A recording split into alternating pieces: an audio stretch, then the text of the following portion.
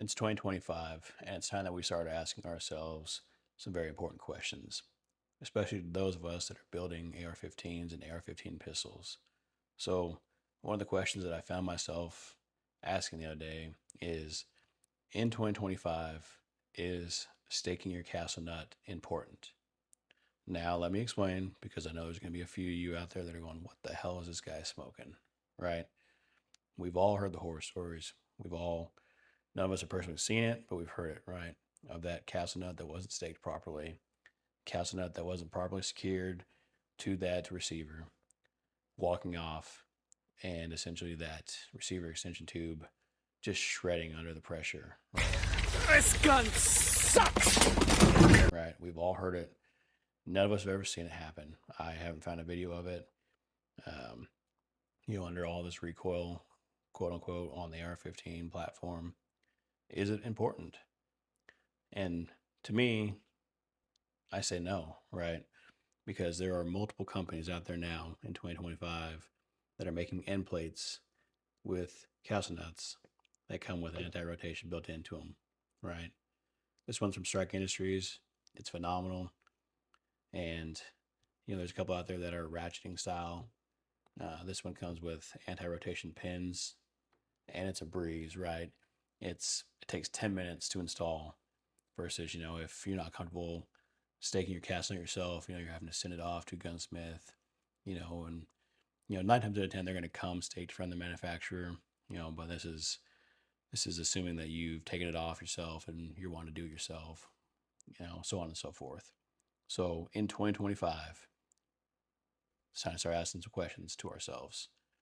And this is one of those questions for me that I had for myself. Is it important? And I went with no. So when it comes to building AR-15 and AR-15 pistols, we're all familiar with the quote unquote done for now when it comes to building AR-15 pistols, right? And that's what led me to make this video. There's going to be multiple videos like this as we continue on our journey of building AR-15 pistols. So the one video that I decided to make was just something small. It seems small, but to me it's really big, right? And that is the mil-spec receiver tube, right? And the annoying staking. And for those that don't know what staking is, or you're new to building AR-15s, essentially whenever you go to buy an AR-15 or you buy a lower, right, it's going to come attached already to the lower receiver. And 9 times out of 10, that manufacturer is going to take this end plate and this castle nut, and once it's already snugged up to the lower receiver, what they're going to do is you can see that this castle nut has slots, right? It's got slots all the way around this castle nut. What happens is they take this end plate and they essentially dimple this metal into these slots, right? And what that is achieving is essentially creating your anti-rotation on your AR-15 platform, right? So as you can tell, if this is dimpled, which this one's not, but as you can tell when it's dimpled, that's going to prevent this castle nut right here from, coming loose, walking off. Essentially what they call it is walking off, right? It's not going to rotate on you at all. Over multiple rounds, it's not going to wobble off. So that led me to finding something different, and that is a multifunction end plate, right? There's multiple of them out there. This one that I have is from Strike Industries, and let me tell you, this thing is phenomenal. This thing is very well thought out, right? So what I mean by well thought out is on your regular mil-spec, there's no, essentially it's a pain in the ass whenever you go to put that rear detent spring in the back of this receiver, right? Well, Strike Industries thought about that on top of other things. So this multifunction end plate comes with 2 pre-drilled and end plate holes right here, right? Um, and essentially this thing is multi-directional as well. So, I can take this off and complete flip it over. That's what she said. Or he said. I'm left-handed, so I run it this way, right? Which gives me the opportunity to take my mag pull sling and directly attach it here with hooks.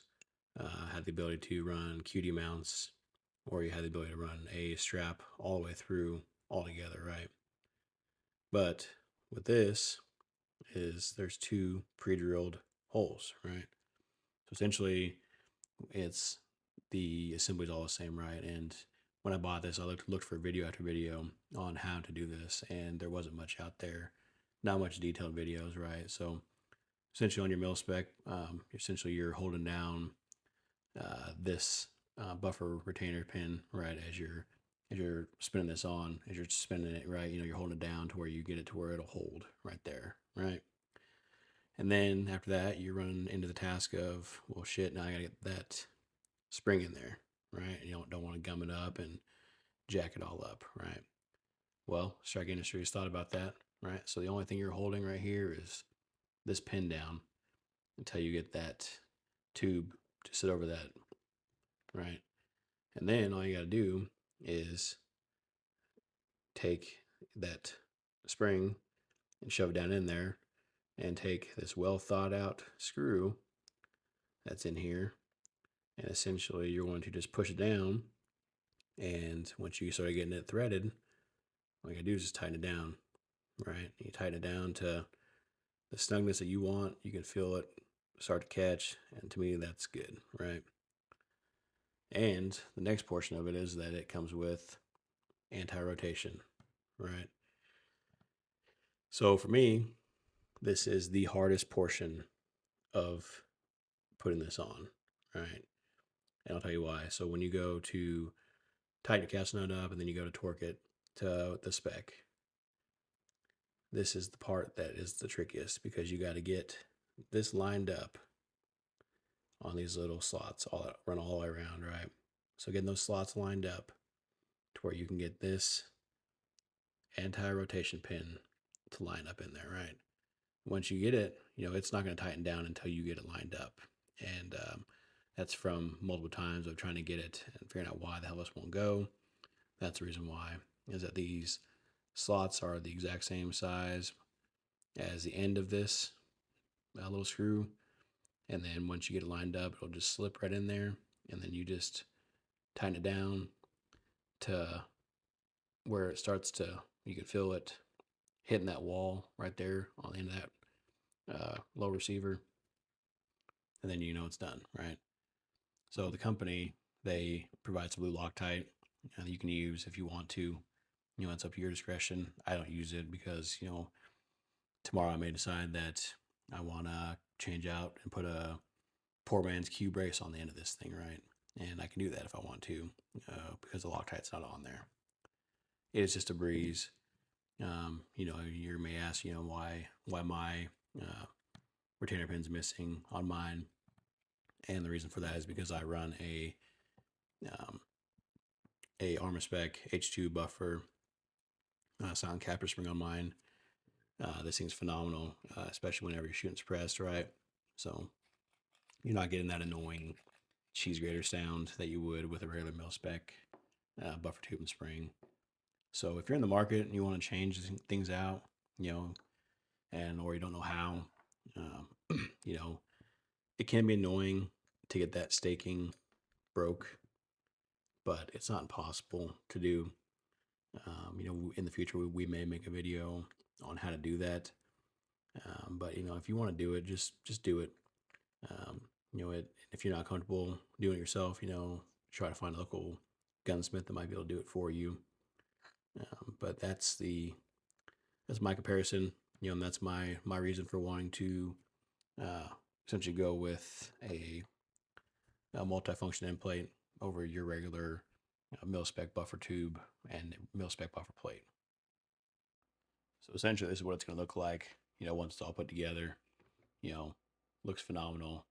It was a breeze to put together, and it's in my opinion, going with something that is easy to put on, comes with anti-rotation put in. To me, in my opinion, that is worth so much more than having to deal with staking and having something staked. If I'm not comfortable doing the staking myself, having to send it off to get staked, to me, it's a headache. This eliminates that hassle. So yeah, ask yourselves if this is something that you might enjoy doing, or this is something that you want to check out. So if you found value in this video, like and subscribe. Don't forget to share. For those out there, it really helps the channel out.